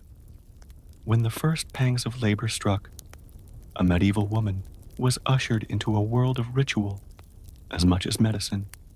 The birthing chamber was transformed into a sacred and magical space, where every word and object carried symbolic weight. Here, amid candlelight and whispered prayers, religion and superstition blended into a tapestry of hope against the very real dangers of childbirth. One of the most common rituals was the recitation of protective prayers. Psalms were chanted aloud, invoking divine mercy, while special blessings from saints, especially Saint Margaret of Antioch, were spoken over the mother. In some regions, her Vita, or life story, was read aloud during labor, with the belief that as Margaret escaped the dragon's belly, so too would the child escape the dangers of birth. Rosaries were clutched tightly, crucifixes pressed into the hands of laboring women, as if sacred touch could lend strength. Objects carried into the room were just as important as words. Holy relics, splinters of the true cross, bits of saintly cloth, or even consecrated candles were placed near the bed. These relics were thought to repel demons and ward off death, transforming the chamber into a fortress of light. Some families even borrowed relics from local churches, returning them with offerings if the birth went safely. But superstition filled the spaces where faith alone felt uncertain. Knots, for example, were feared to tie up the womb. Midwives carefully ensured that no knots remained in the room. Laces were loosened, hair unbraided, cords untied, so nothing symbolically blocked the child's passage. Doors and windows were sometimes left ajar, not only for air, but to encourage the soul of the child to find its way out. Candles burned steadily, their flames watched closely. If they flickered or gutted, it was seen as a bad omen. Chants, charms, and folk remedies also played their part. Herbs like rue or vervin might be burned for protection, while salt was sprinkled in corners to ward off spirits. In some regions, women sipped concoctions blessed by priests or midwives, mixtures of wine, honey, or herbs meant to ease the pain and invite divine favor. The birthing chamber then was never merely a medical space. It was theater, shrine, and battlefield all at once. Mothers labored not only with their bodies, but with the weight of prayer, ritual, and countless invisible protections. For every cry of pain, there was a whispered invocation, an urgent reminder that in the Middle Ages, no birth happened without the unseen world pressing in. Even with prayers, relics, and amulets, not every pregnancy ended with a healthy child. In the Middle Ages, when something went wrong, when a baby was born with deformities or stillborn, it was rarely seen as a matter of chance. Instead, these tragedies were read as divine signs, punishments, or supernatural warnings. The medieval world was quick to interpret unusual births as omens, and the mother often carried the blame. One of the most feared outcomes was the so-called monstrous birth. Babies born with physical deformities, conjoined twins, missing limbs. Unusual markings were described in chronicles and sermons as portents of disaster. A child with two heads might be taken as a warning of political strife or the coming of war. A baby born covered in hair could be explained as evidence of bestial cravings, perhaps the result of the mother eating forbidden meats or gazing upon animals during pregnancy. These infants were rarely seen as individuals, but as messages from God or manifestations of sin. The mother's conduct was often scrutinized. If she had broken a food taboo, failed to pray, or quarreled with a neighbor, her behavior could be blamed for the child's condition. The idea of maternal impression, that a woman's thoughts and experiences imprinted directly on the unborn, meant that even her private emotions were suspect.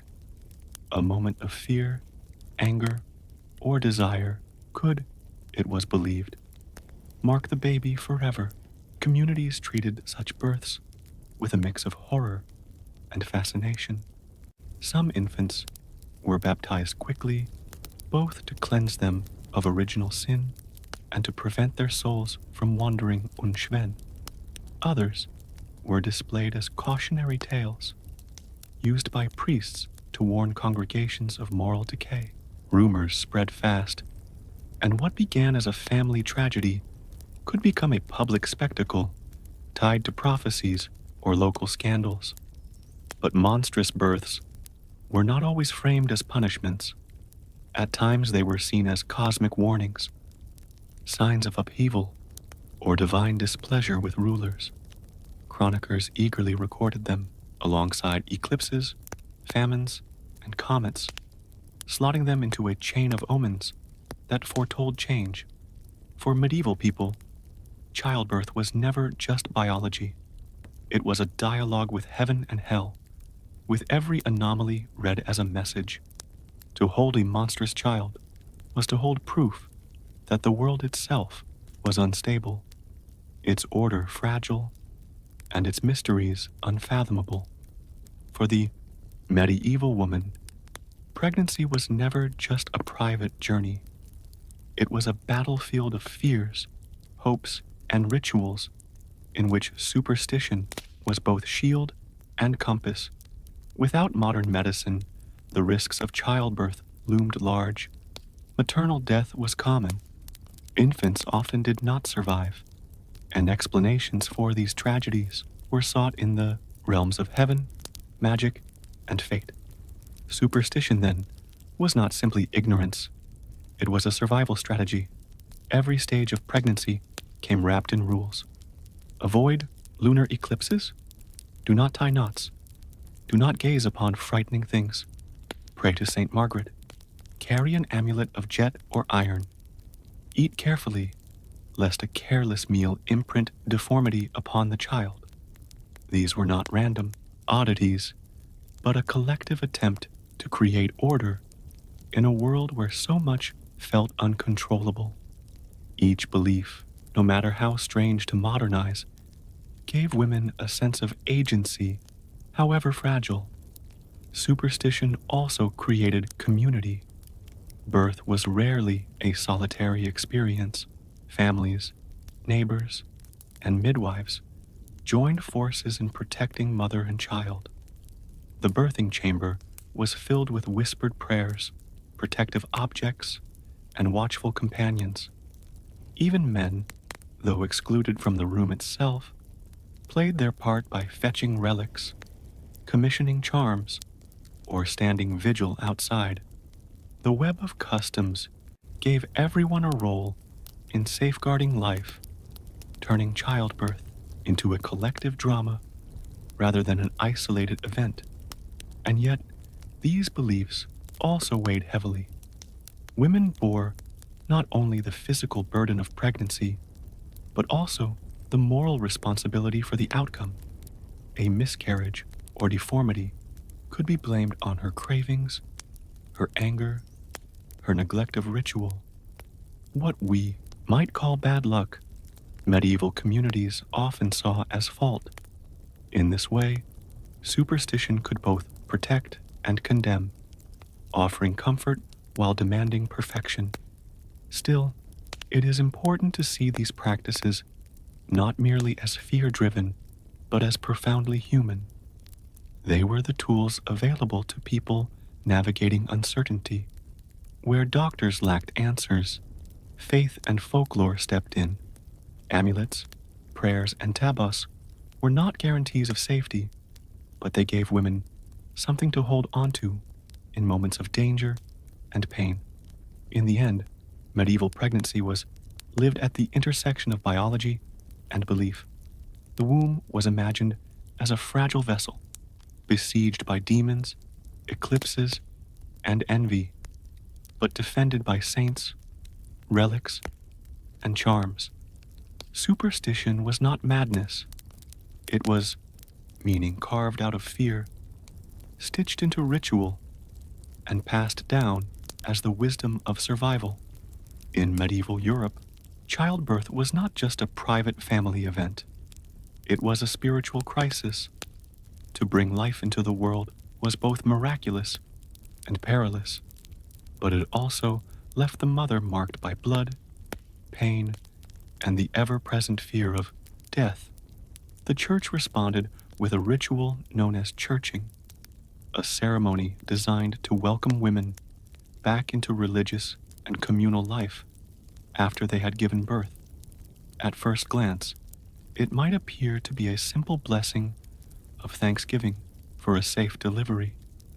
Yet beneath the surface, it carried deeper meanings of purification, control, and the uneasy status of women's bodies in the Christian imagination.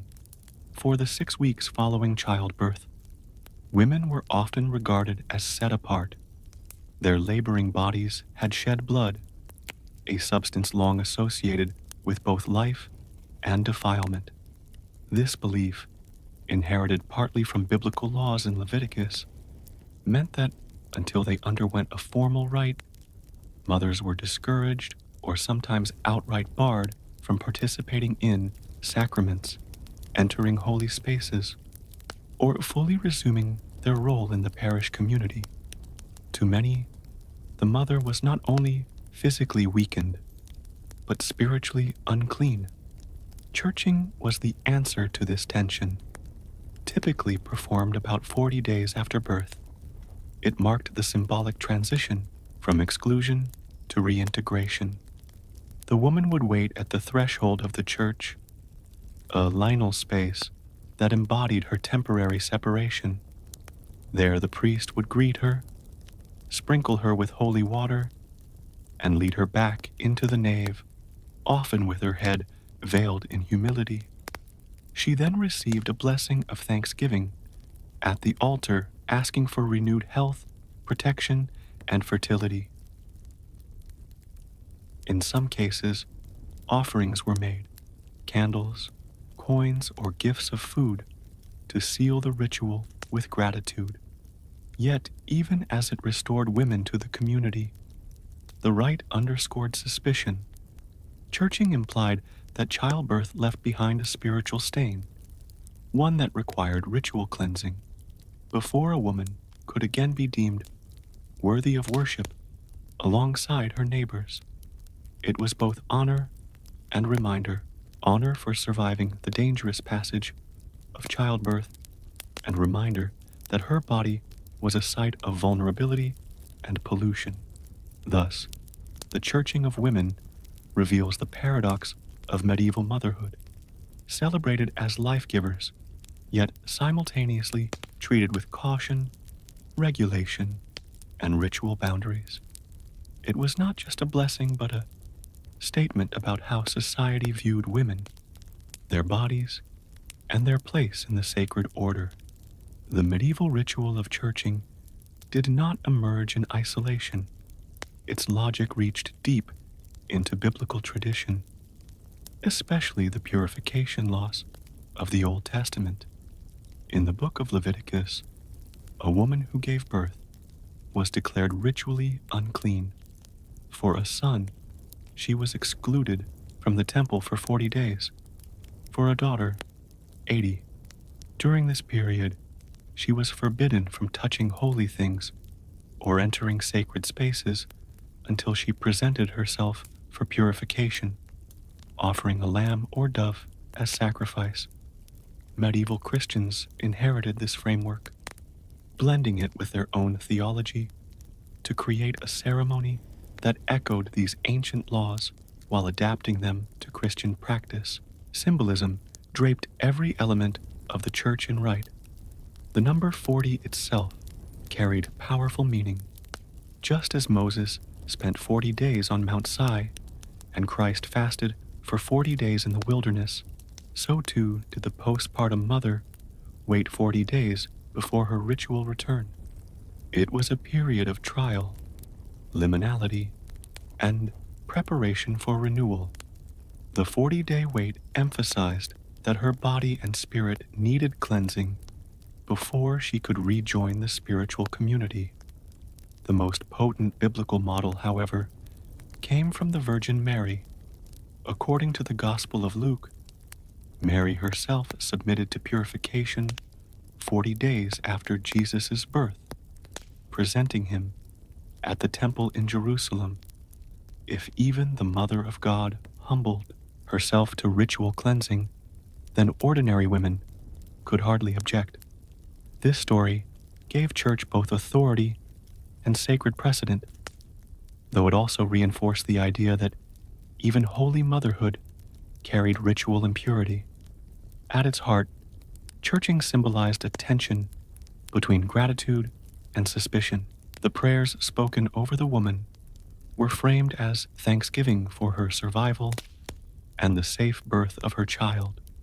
Yet woven into the rite was an undercurrent of purification, as if the act of giving birth left her spiritually stained.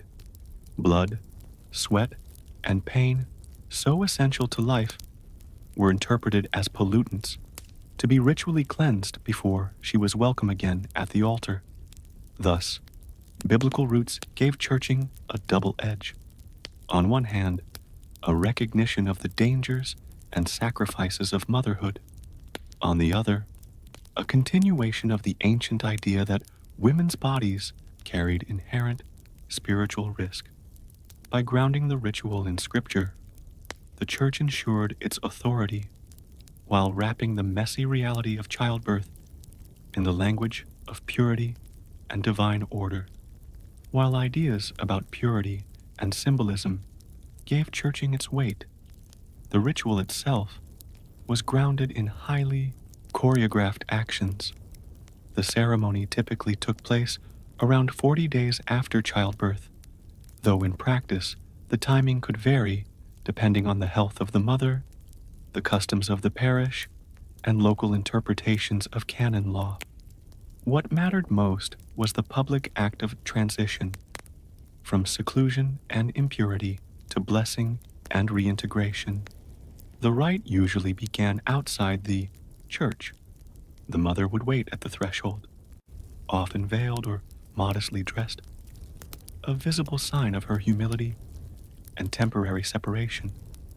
The priest would greet her there, echoing the biblical imagery of exclusion from sacred space.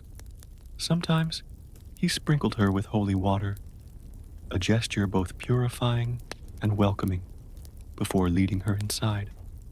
In some accounts, she carried a lighted candle, an offering of thanksgiving, and a symbol of Christ's light guiding her return.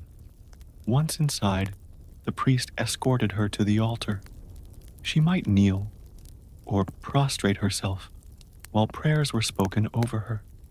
The liturgy of churching was not uniform across Europe, but it generally included psalms of thanksgiving, petitions for the health of the mother, and blessings for fertility and protection in the future. One common prayer expressed gratitude that God had delivered her from the perils of childbirth, while another asked that she might walk in newness of life. Offerings often accompanied the ritual. A woman might present a wax candle, symbolizing light and purity or money to the church, a gift of gratitude for survival. These gifts reinforced the connection between personal blessing and communal obligation, turning the ceremony into both a private thanksgiving and a public contribution. The ceremony concluded with the priest's blessing, after which the woman was considered restored. She could once again receive the Eucharist, attend Mass, and fully participate in the spiritual and social life of her parish. For many, this was a moment of relief, even celebration, but the very structure of the ritual, meeting the mother at the door, leading her back inside, cleansing her with water, emphasized that her body had been suspect, and only the church could remove the stain. In its choreography, churching was both tender and controlling. It offered gratitude and healing, yet framed motherhood as something requiring ritual correction. Every step of the ceremony reminded the woman and her community that giving birth was not simply natural, it was dangerous, polluting, and in need of sanctification. On the surface, the ritual of churching appeared generous, even compassionate. It was framed as a blessing of thanksgiving, a way for the community to rejoice that both mother and child had survived one of life's most dangerous orals. In an age when maternal death was frighteningly common, the very act of returning to church was a triumph. Prayers offered thanks to God for preservation, and the congregation shared in the joy of new life. For some women, churching could feel like a moment of healing, a recognition that their suffering had meaning and that their endurance was worth honoring. Yet woven into this blessing was a darker thread: suspicion. Churching did not only celebrate, it cleansed. The very need for such a rite implied that childbirth, with all its blood and pain, left the mother tainted. Medieval theology often associated bodily fluids with impurity, echoing biblical laws that treated women's bleeding, whether menstruation or childbirth, as contaminating. A mother who had endured labor was therefore seen not simply as exhausted, but as ritually unfit to rejoin the sacred life of the parish until purification had been pronounced. This suspicion reflected deeper cultural anxieties about women's bodies. To men of the medieval church, the female body was paradoxical, essential for sustaining life, yet unpredictable, leaky, and dangerously close to sin. Women were praised as mothers and life givers, but their generative power was also feared, framed as something that needed careful control. Churching symbolized this tension perfectly, a ritual that simultaneously elevated motherhood as blessed and marked it as contaminating. The mother herself occupied an ambiguous space. She was at once the source of gratitude, thanked for bringing forth new life, and the focus of concern, watched closely for signs of moral or physical impurity. This ambiguity meant that churching could be interpreted very differently depending on perspective. Some women may have embraced it as a welcome moment of thanksgiving. Others may have felt the sting of being treated as unclean.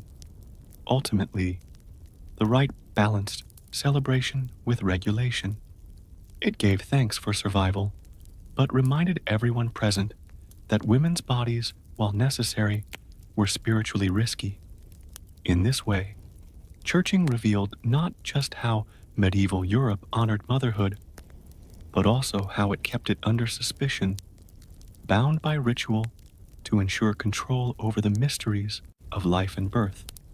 Although churching was performed by priests, it was midwives, neighbors, and kin who shaped the experience of mothers between childbirth and the ritual's completion. Childbirth itself was largely women's work. Midwives were the central figures of this world, trusted attendants who knew the dangers of labor firsthand and carried a blend of practical knowledge, herbal remedies, and religious rituals. Their presence lingered even after delivery, as they helped guide mothers through the 40 days of seclusion leading to churching. Midwives were often the first to remind families about the rite. They instructed mothers on when they could safely rejoin the parish, and sometimes accompanied them to the church door, serving as witnesses of survival. Their involvement highlighted the liminal nature of motherhood, between body and soul, between impurity and blessing. Midwives could also prepare small charms, prayers, or blessed objects for the mother to carry during the churching ceremony, reinforcing the sense that this was as much a protective rite as it was a thanksgiving. Neighbors and family members played their part, too. The period before churching was one of restricted mobility. Many believed that an unchurched woman should not cook, fetch water, or touch communal goods for fear of passing impurity to the household. As a result, neighbors sometimes provided food or assistance, ensuring that the mother's temporary exclusion did not leave her abandoned. But this generosity came with an edge. Her seclusion also reinforced social boundaries, reminding her and others that she was not yet clean. Community expectations shaped how women approached the ceremony. For some, churching was a joyful re-entry, a moment to parade their survival and the health of their child before watchful neighbors. For others, it was a moment of scrutiny. Gossip could swirl if a woman delayed her churching or if she seemed reluctant. Such hesitation might spark whispers that she was irreligious or, worse, that she had something to hide. Thus, churching was not just a private blessing, but a communal event, binding families and neighbors into the drama of birth and renewal. Midwives offered continuity, bridging the world of the birthing chamber with the authority of the church, while the community bore witness to a mother's reintegration. In this way, churching was as much about reinforcing social order as about spiritual cleansing. Although churching was a widespread practice throughout medieval Europe, it was far from uniform. The ritual's basic structure, thanksgiving, blessing, and reintegration, was broadly shared. Yet its details shifted depending on geography, local clergy, and community tradition. These regional variations reveal how flexible the rite could be, adapting to different cultural anxieties about motherhood, purity, and women's roles. In England, the ceremony often retained a strong sense of humility. Mothers arrived veiled, sometimes barefoot, and waited at the church door before being led in by the priest. Offerings of candles were especially prominent in English parishes, where women placed wax tapers at Marian shrines or before the high altar.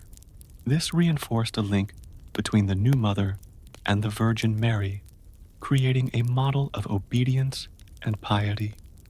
In France and parts of the Low Countries, however, churching took on a more celebratory tone. There are accounts of mothers attending Mass in fine clothing accompanied by female kin, and sometimes even treating the event as a small feast afterwards. In these communities, churching could resemble a rite of social display as much as purification. The woman was not only rejoining the parish, but reclaiming her place in its networks of honor and reputation. Germany and Central Europe emphasized protective elements. Mothers might carry sprigs of blessed herbs, such as rue or vivon, to ward off evil spirits as they entered the church.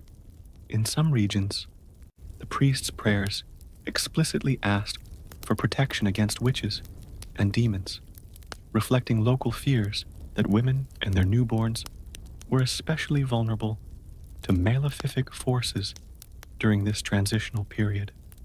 In Mediterranean regions, where Marian devotion was particularly strong, churching sometimes blurred into festivals of the Virgin. Mothers brought offerings not only for thanksgiving, but also to dedicate their children symbolically to Mary's care. This turned the rite into a bridge between the mother's private experience and the wider cult of the Virgin. Even within a single country, practice could differ from parish to parish. Wealthier communities highlighted the giving of candles and arms. Poorer ones simplified the ritual to a brief blessing at the church door. What unified them all was the core assumption. Until the ceremony was completed, the mother remained alienal, set apart from her full role in both church and community. These variations show how churching was never a fixed script, but a living tradition molded by local fears, devotions, and customs. Everywhere, however, the rite communicated the same message. Motherhood was sacred, but it needed supervision, ritual, and reintegration to be made safe. At its heart, churching was not just about blessing women. It was about reminding them and everyone watching of where authority resided. In medieval Europe, the church was an overwhelmingly male institution. Priests conducted the ceremony, bishops defined its rules, and theologians shaped the narratives that cast women's bodies as both sacred and suspect. Churching, though directed at mothers, ultimately placed them under the gaze and control of male clerical power. The choreography of the rite underscored this hierarchy. The mother waited outside the church doors until summoned by the priest, symbolically dependent on male permission to re-enter sacred space. Even as the ritual was framed as thanksgiving, the language of many prayers emphasized obedience and humility. Women were often reminded of their duty to raise children in faith, to remain modest, and to accept their place in the divine order. The priest, as mediator, stood between the mother and God, guiding her back into the fold on the church's terms. This dynamic reflected wider medieval ideas about gender. Childbirth was seen as women's primary vocation, but it was also interpreted through the lens of Eve's punishment in Genesis. In pain, you shall bring forth children. Churching could thus be read as both blessing and subtle rebuke, a reminder that female suffering in labor was bound to sin and required ritual management by men. By framing the mother's return as an act of purification, the church asserted its role in regulating women's most intimate experiences. Husbands, too, played a role in reinforcing this authority. In many communities, it was customary for the husband to escort his wife to the ceremony, signaling not only her reintegration into the parish, but also her return to conjugal life. The ritual marked the moment when marital relations could resume, a reminder that the wife's body was not fully her own, but part of a broader system of family, reproduction, and social order, all overseen by male authority. Yet, women were not merely passive. Some embraced churching as a moment of recognition, turning it into an opportunity for public affirmation of survival. Still, the structure left little doubt. The church defined the terms of her purity, her role, and her return. In blessing her, it also bound her more tightly to a hierarchy that placed men as guardians of both her body and her soul. Although the churching rite was framed and led by men, women themselves were not silent participants. Medieval mothers, midwives, and female kin brought their own interpretations to the ceremony, sometimes embracing it wholeheartedly, other times reshaping it to fit their needs, and occasionally pushing back against the assumptions it carried. Their voices, though faint in the written records, left mostly by male clergy, can still be traced in the margins of practice and memory. For many women, churching was a welcome moment of recognition. Surviving childbirth, a trial that could so easily end in death, was worth celebrating. To stand once more in the parish, blessed before neighbors, was a public acknowledgement of endurance and resilience. Some mothers treated churching almost as a second birthday, not for the child, but for themselves. The gifts of candles or arms became acts of agency, a way of marking gratitude in their own terms, even if framed by the church's ritual. But there were also quieter resistances. In some regions, women turned churching into a festive occasion, gathering friends and kin, dressing richly, and hosting meals afterward. Clerics sometimes grumbled that this transformed a solemn rite of purification into a social party, but for mothers, it was a chance to reclaim joy and assert their place in community life. with dignity rather than shame. The very act of appearing proud and adorned at churching undermined the notion that childbirth had left them spiritually degraded. Women also blended official prayers with folk practices. A mother might carry a charm blessed by her midwife, alongside the candle offered at the altar, weaving together sacred and popular traditions. This layering of belief gave her a sense of control within a framework otherwise dictated by men. Some resisted more directly by delaying or avoiding churching. Records show that not all women rushed to the ritual at 40 days.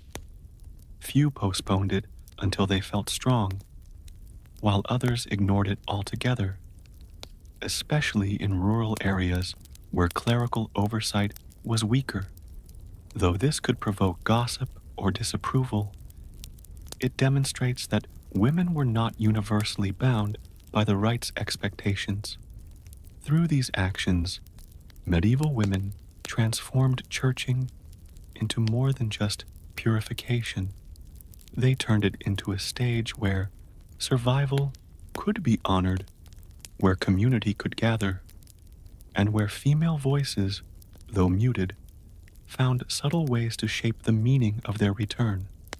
The ritual of churching lingered for centuries, surviving well beyond the Middle Ages and shaping how motherhood was understood in Christian Europe.